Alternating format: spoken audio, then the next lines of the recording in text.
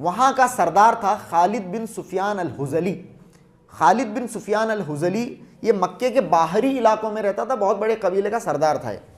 جیسے ہی اس نے دیکھا کہ مسلمانوں کو کراری ضرب لگ گئی ہے اور یہ بہترین موقع ہے مسلمانوں کو پوری طرح سے مٹانے کا، اور جو مکے والے گئے ہیں انہوں نے جو بچی کچی جو کسر چھوڑی ہے اسے میں پورا کر دیتا ہوں، اس طرح کے پلان میں تھا خالد بن سفیان الحزلی۔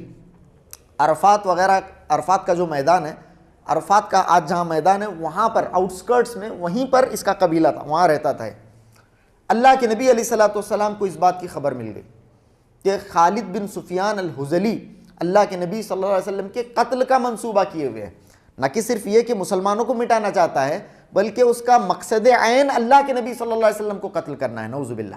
تو خالد بن سفیان الحزلی کے گتیویدیوں کے بارے میں اللہ کے نبی علیہ الصلوۃ والسلام کو جیسے خبر ملی، اللہ کے نبی صلی اللہ علیہ وسلم نے صحابہ کو جمع کیا۔ آپ صلی اللہ علیہ وسلم نے صحابہ کو جمع کیا اور آپ صلی اللہ علیہ وسلم نے خبر دی خالد بن سفیان الحزلی کی کرتوتوں کی کہ وہ کیا کرنے والا ہے، اور صحابہ اکرام کو اللہ کے نبی صلی اللہ علیہ وسلم نے پوچھا کہ کون ہے جو جا کر اسے قتل کرے، خالد بن سفیان الحزلی کو قتل کرے۔ اس سلسلے میں بہت ساری روایات ہیں، بعض روایت ضعیف بھی ہیں۔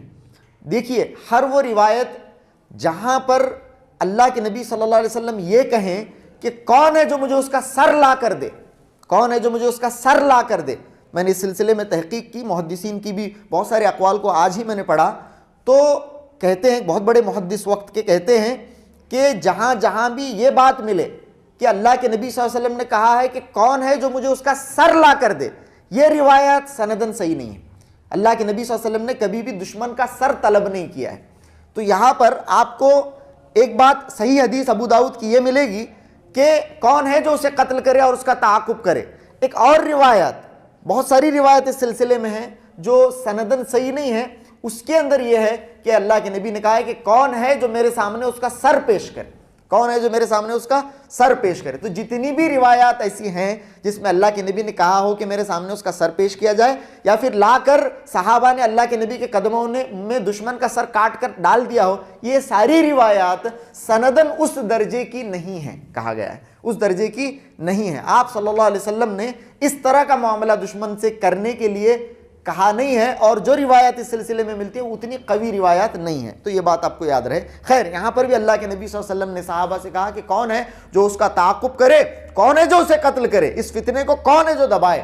تو وہاں صحابہ تھے، ان صحابہ اکرام میں خوش قسمت صحابی حضرت عبداللہ ابن انیس رضی اللہ تعالیٰ عنہ، حضرت عبداللہ ابن انیس رضی اللہ تعالیٰ عنہ نے کہا انا یا رسول اللہ، اے اللہ کے رسول مجھے موقع دیں، مجھے موقع دیں اللہ کے نبی صلی اللہ علیہ وسلم کو۔ دیکھیے صحابہ بڑھ چڑھ کر، اور میں بارہا یہ بات بتا رہا ہوں کہ یہ کوئی نارمل ڈیز نہیں تھے، عام دن نہیں تھے، ابھی احد سے آئے ہیں، ابھی احد سے آئے ہیں، ابھی سیدھے سے مسلمانوں کے قدم جم بھی نہیں پائے ہیں، اس طرح کے حالات ہیں، اتنے نازک حالات ہیں۔ ایسے میں حضرت عبداللہ ابن انیس رضی اللہ تعالیٰ عنہ نے کہا اے اللہ کے نبی علیہ السلام آپ مجھے موقع دیں۔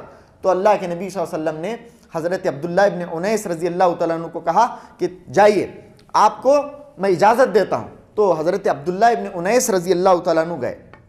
حضرت عبداللہ ابن انیس رضی اللہ تعالیٰ عنہ خالد بن سفیان الحزلی کے تعاقب میں گئے اور قبیلے کے پاس گئے، وہاں پر دیکھا تو یہ عورتوں میں بیٹھا ہوا تھا، بہت ساری عورتوں کے درمیان بیٹھا ہوا تھا، اور بہت بڑا شاعر بھی تھا، شعر و سخن میں بہت ماہر تھا، تو عورتوں کے درمیان بیٹھا ہوا تھا۔ تو وہاں پر اسے پایا، جیسے ہی اسے پایا ایک قسم کی نفرت اسے دیکھتے ہی محسوس ہوئی، جو کہ اللہ کے دشمن کو دیکھتے ہی لوگوں کے دلوں میں محسوس ہونی چاہیے۔ ایک طرح کی حدیث کے الفاظ ہیں کہ ایک عجیب قسم کی نفرت دل میں محسوس ہوئی، گویا کہ رونگٹے کھڑے ہو گئے حضرت عبداللہ ابن انیس رضی اللہ تعالیٰ عنہ کے، اور اللہ کے نبی کا دشمن ہے، اور ایک ایسا شخص جو میرے نبی کے قتل کے در پہ ہے، اللہ اکبر، کیسا خطرناک مجرم ہوگا۔ تو حضرت عبداللہ ابن انیس نے جیسے اسے دیکھا تو رونگٹے کھڑے ہوئے، قریب گئے، من انت، کہا کہ تم کون ہو؟ تو کہنے لگے کہ انا رجل من العرب، میں عرب ہی کا ایک آدمی ہوں۔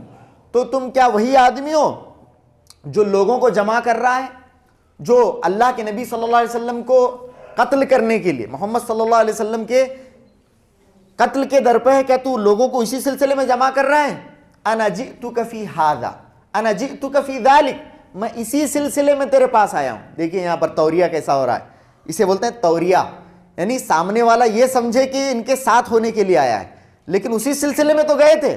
کیا تو وہی شخص ہے جو قبیلوں کو جمع کر رہا ہے محمد صلی اللہ علیہ وسلم کو قتل کرنے کے لیے؟ تو کہا ہاں میں اسی سلسلے میں تیرے پاس آیا ہوں، میں اسی سلسلے میں تیرے پاس آیا. یہاں پر جھوٹ بھی نہیں ہے، یہ جھوٹ نہیں ہے، لیکن اس نے یہ سمجھا کہ یہ میرا ساتھی ہے، اس نے یہ سمجھا کہ یہ میرا ساتھی، لیکن یہاں پر یہ تو سچ ہی بول رہے تھے، اسی سلسلے میں تو گئے تھے سفر کر کے. اس کے بعد اس کا کانفیڈنس حاصل کرنے کے بعد دونوں کے دونوں سیر پر نکلے، چلتے ہوئے سیر پر گئے، اور موقع پا کر حضرت عبداللہ ابن انیس رضی اللہ تعالیٰ عنہ نے اسے ذبح کر دیا. حضرت عبداللہ ابن انیس حتیٰ برد، حدیث کے الفاظ ہیں کہ ایسا اس کے اوپر تلوار چلائی، حتیٰ برد، اس وقت تک وہاں رہے، حتیٰ برد، یہاں تک کہ ٹھنڈا ہو گیا پوری طرح سے. جب ٹھنڈا ہو گیا اور دھڑپنا بھی، جب جس طرح سے جانور ذبح کرنے کے بعد بہت زیادہ ہلتا ڈھلتا ہے، دیکھتے رہے، اور جب تک کہ وہ ٹھنڈا نہیں ہوا وہاں سے گئے نہیں. جب وہ پوری طرح سے کنفرم کر دیا اور وہ ٹھنڈا پڑ گیا تو وہاں سے حضرت عبداللہ ابن انیس رضی اللہ تعالیٰ عنہ نکل گئے. تو یہ کام دیکھیے صحابہ کیسے بہادر تھے، تنے تنہا اس کی پوری ٹیریٹری کے اندر اکیلے گئے ہیں حضرت عبداللہ ابن انیس رضی اللہ تعالیٰ عنہ. تو یہ معاملہ ہوا. پھر اللہ کے نبی صلی اللہ علیہ وسلم کے پاس جاتے ہیں، اللہ کے نبی علیہ الصلوۃ والسلام بیٹھے ہیں، ادھر سے حضرت عبداللہ ابن انیس رضی اللہ تعالیٰ عنہ آ رہے ہیں.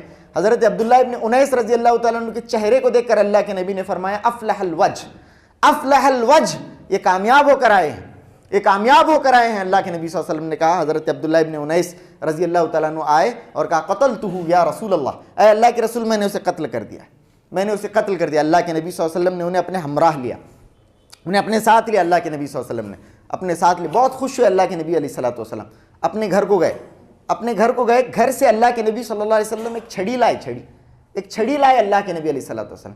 چھڑی لا کر حضرت عبداللہ ابن انیس رضی اللہ تعالیٰ عنہ کو اللہ کے نبی نے دی.